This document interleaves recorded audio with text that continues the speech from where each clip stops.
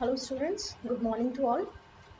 This video lecture is related with the Balanoglossus organ system. यहाँ पे हम digestive system, excretory system और locomotion की बात करेंगे। Alimentary canal या digestive system की अगर हम बात करें Balanoglossus में, तो इसमें mouth की हम बात करेंगे सबसे पहले, and then mouth further leads into the pharynx, esophagus, intestine, and intestine में फिर फर्दर जो है डिमार्केशन होता है। इंटेस्टाइन जो होती है ये आपके एनस और एनस के थ्रू होती है, ये एक्सटीरियर जो एनवायरनमेंट होता है उससे कनेक्टेड रहते हैं। तो बेलेनोग्लॉसस की जो एलिमेंट्री कैनाल है due to its burrowing habit कैसे होती है, ये स्ट्रेट ट्यूब होती है, interior opening through the mouth, wide होती है, सर्कुलर होती है, और वेंट्रल साइड में एक groove between the proboscis stalk and collarette, इसके बीच में एक ग्रूव होती है, वहां पे ये प्रेजेंट होता है। Mouth can be close and open. पहले ये व्यू था कि बेलेनोग्लॉसस का जो माउथ होता है वो परमानेंटली ओपन रहता है, लेकिन ऐसा नहीं है।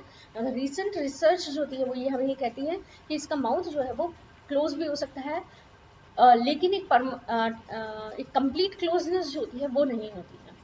Posterior opening of the anus is a circular aperture at the extreme posterior end of the trunk.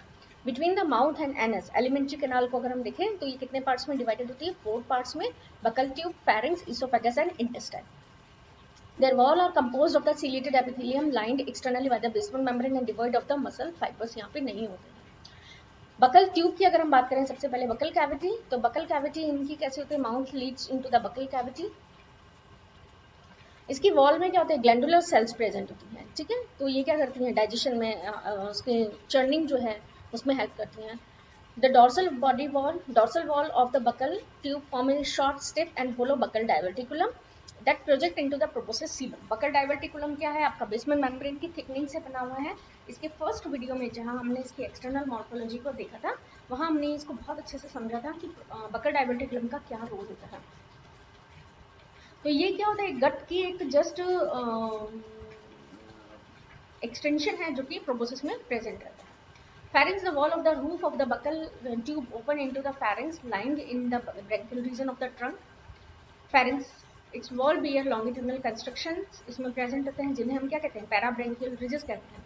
और ये जो पैराब्रेंकियल रिजेस होती हैं या पैराब्रेंकियल रिजेस होती है, इसमें कुछ कॉलमुलर सेल्स प्रेजेंट होती है जो कि डाइजेस्टिव एंजाइम्स का सिक्रेशन करती है।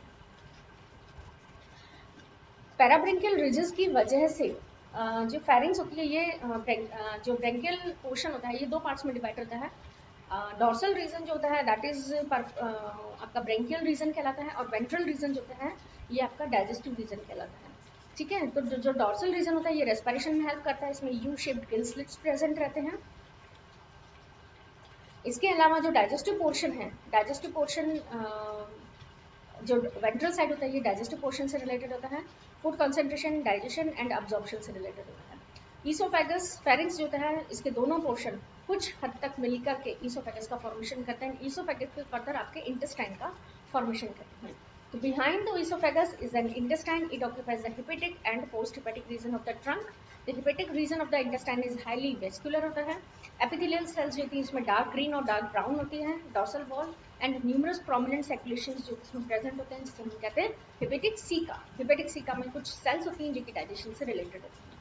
पोस्ट हेपेटिक रीजन जो है इंटेस्टाइन का, ये कनेक्टेड रहता है वेंट्रल बॉडी वॉल और पाइकोकॉर्ड से। The intestine has the form of simple tube and bears a pair of dorsolateral groove lined by the taller epithelium cells bearing the long cilia। तो post hepatic reason में जो sales होती हैं उसमें कैसे होती है? सीलिया। एक्चुअल में पूरा जो एलिमेंट्री कैनाल है किसका? सीलिएटेड सेल्स का बना हुआ होता है। The intestine open through the anus situated at the extreme hind end of the body. The anus often possesses sphincter muscles. ये स्लाइड आपकी बताती है कि food feeding and digestion of the Balanoglossus का क्या स्टेटस रहता है। बेलेनोग्लॉसस एक सीलियरी फीडर होता है। Its food comprise microscopic organism, minute organic particles present in water and mud और बॉटम सैंड में ये प्रेजेंट होता है। Lateral ciliary lining gill slits जो होती हैं, सेटअप ए वाटर करंट जहाँ पे कि इसका जो कोर्स रहता है वो कैसा होता है? माउथ से ही एंटर करते हैं और गिल पोर्ट के थ्रू ये बाहर की तरफ निकल जाते हैं। तो through mouth it takes the course like ये कहाँ जाते हैं? बकल ट्यूब से pharynx, then gill slits and then branchial sac and they leave through the gill pore, वापस से ये गिल पोर के थ्रू बाहर निकल जाते हैं।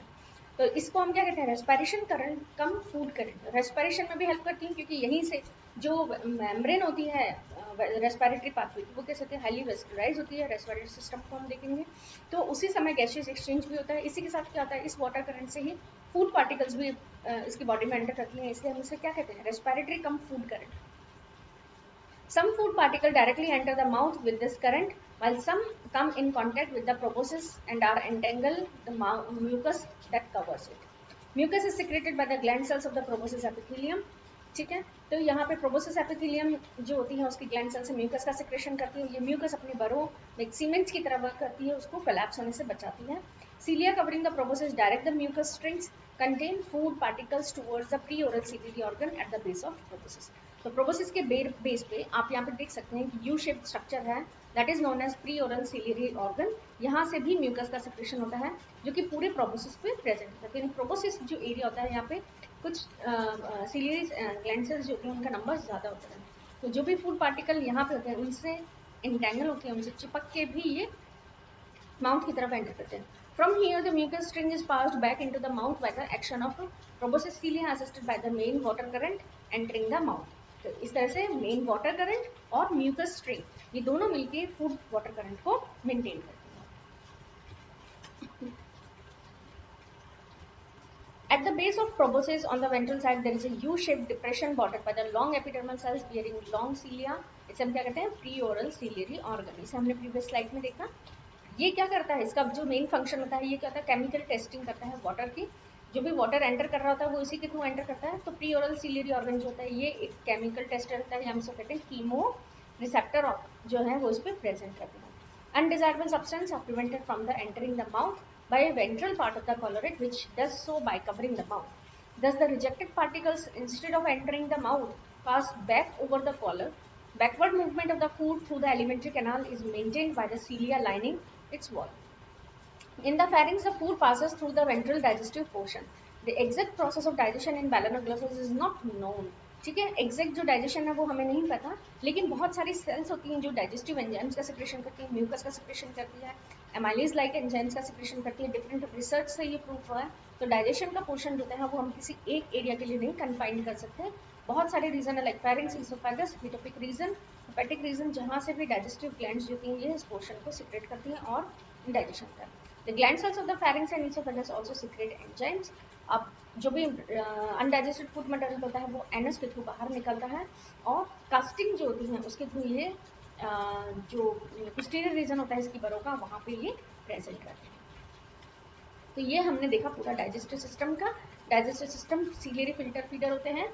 एक फूड वाटर करंट जो है वो मेंटेन की जाती है जिसके थ्रू प्री सीलियर और ऑर्गन जो है इस माउथ से जो है वाटर करंट एंटर करती है। यहीं पे एक pre oral ciliary organ present होता है जो कि केमिकल टेस्टर की तरह वर्क करता है। फूड वाटर जो है वो अंदर की तरफ एंटर करती है। Food buccal cavity, then pharynx, then oesophagus, branchial region, gill pores के थ्रू जो है वाटर करंट वापस बाहर की तरफ निकल जाती है। एक प्री ब्रेंकियल रिज की वजह से डॉर्सल रीजन जो है वो रेस्पिरेटरी, जबकि वेंट्रल रीजन जो है ये एक डाइजेस्टिव ट्रैक्ट की तरह वर्क करता है।